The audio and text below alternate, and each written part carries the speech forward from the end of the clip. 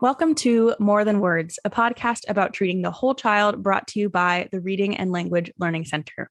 I'm your host, Tristan, and today I'm joined by writing specialist Diane Douglas to discuss expressive writing and dyslexia. Hi, Diane. How are you? I'm great, Tristan. Thanks for having me. Of course, we're excited to have you here. This is going to be a very interesting episode of the podcast. We've had a discussion about written expression before, but never about written expression and dyslexia specifically. So we're excited for that. So let's just get started with who are you and what do you do? I am a clinical speech language pathologist and I work with children. So I have spent my entire career, over 25 years, working specifically with children. And so I love written expression because that is developing for children as they grow from early literacy in the preschool years all the way through writing college essays. So yeah. Very exciting. And if you're looking to find out more about Diane, you can check out her bio on our website. So readingllcenter.com. And then if you just go to all of our wonderful staff, you'll find her there. So let's hop into it. First and foremost, what is expressive writing, written expression? What in the world does it all mean? Well, I am a speech language pathologist, as you heard. And so why is a speech language pathologist working on writing? I thought just worked on the R sound. Funny aside, I actually did go to speech therapy to work on my R sound. Oh my gosh. But writing falls under the purview of speech language pathology. And this is on the American Speech Language Hearing Association website, if you're interested in checking it out, because language is expressed verbally as well as in written form. And so if you are working on writing your ideas, you are using language, you are just changing it into a printed form. So this is the way ASHA defines writing. Writing is the process of communicating using printed symbols in the form of letters or visual characters, which make up words. Words are then formulated into sentences. And these sentences are organized into larger paragraphs and often into different discourse genres. So you have poetry, persuasive writing, narrative writing, expository writing, etc. So you're going to need to know how to write if you're going to write your grandma a thank you note, if you're a first grader for that gift. And if you are working on a high school essay, trying to persuade someone to recycle, that's going to be a different type of writing genre. So it there's a huge gamut of writing skills, and it is language. Yeah, that is really interesting. I don't think I have read the ASHA description of like why writing does fall under speech language pathology, which is so interesting to me. So I guess my next question is, why would it be hard for any students to get started with their writing assignments? Well, writing is super complex because it involves like capabilities and competencies across multiple content areas. For example, to write, you have to integrate organization and planning. Right. You have to incorporate vocabulary. You have to utilize spelling. Right. You have to utilize grammar. Then you have structure and cohesion. Does this, make sense? Am I staying on topic? You also have to have convention use. Do I have my dialogue correctly set aside using my comma, my capitalization, my quotation marks? And then you also have to consider your audience. Do you have the effectiveness of the information that you need to get your message across based on if you're writing for a kindergarten student, or let's say you're sharing the same information with a fourth grade student, you're going to have to change your vocabulary. You're going to change the length of your sentence. So it is a lot. And that doesn't even take into account any of the graphomotor aspect of handwriting. This is just content, right? Right. So, as a speech language pathologist, I'm going to work on the content of your writing. Right. As an occupational therapist is going to work more on your handwriting and your letter formation, which is why it is even more complex, right? So There's a lot involved. Yeah. And it's so funny. Like if you are an adult who uses writing in their daily life for their job or what have you, you don't like think about all the things that go into writing anything. You're just so used to it. But it's so true. Like, I can't imagine being back in kindergarten, first grade, and like learning how to write all over again. That sounds like a huge headache, like realizing what goes into it.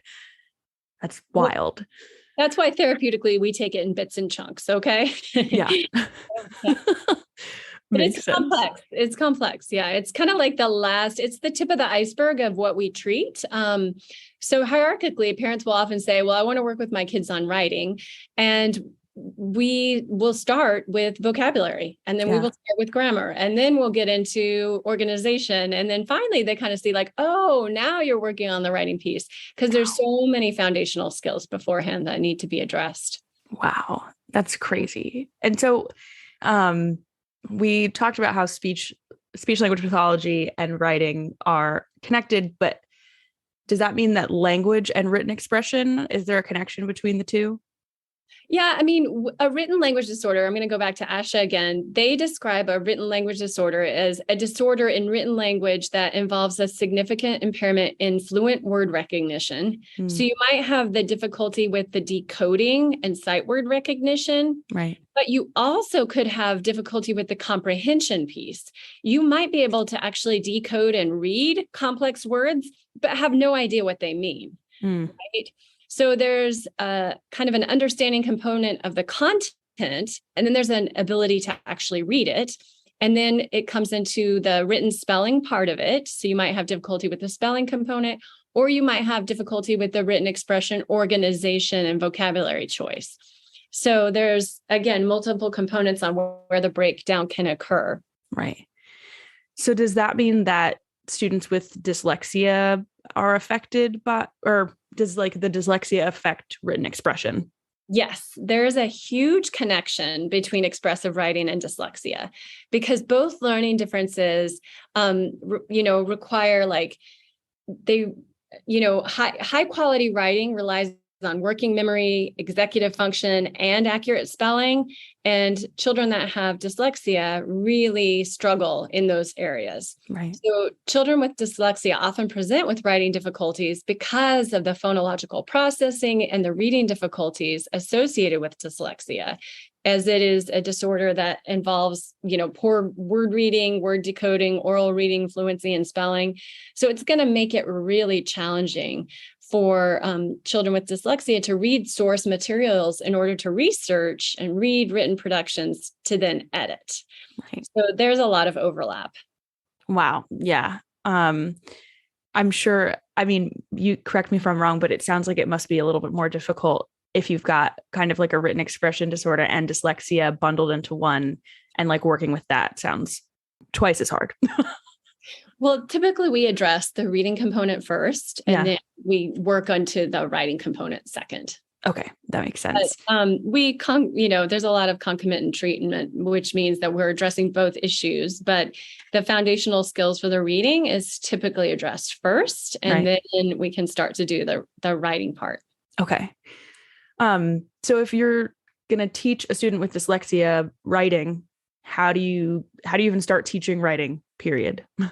Well, an important part of it is to do a comprehensive evaluation so that you kind of know where the breakdown is occurring. Right. Because when you're providing treatment for an expressive writing disorder, you really want to address the underlying deficit with explicit instruction, because you want to promote skill enhancement based on the identified area of need.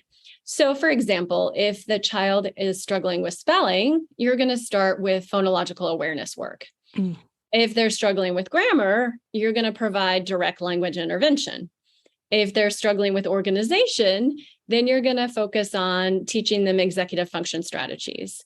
If they're struggling with editing, you're going to teach them skills of, checklists and maybe mnemonics to work on their editing accuracy, as well as, graphic organizers. So there's a lot of strategies.